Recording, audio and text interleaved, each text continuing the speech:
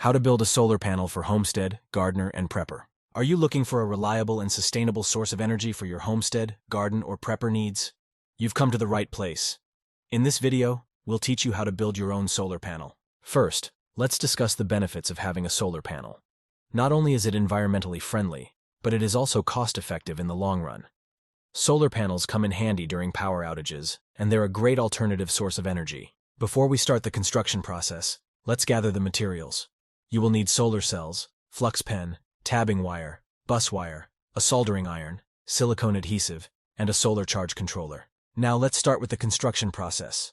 First, lay out the solar cells and connect them using tabbing wire.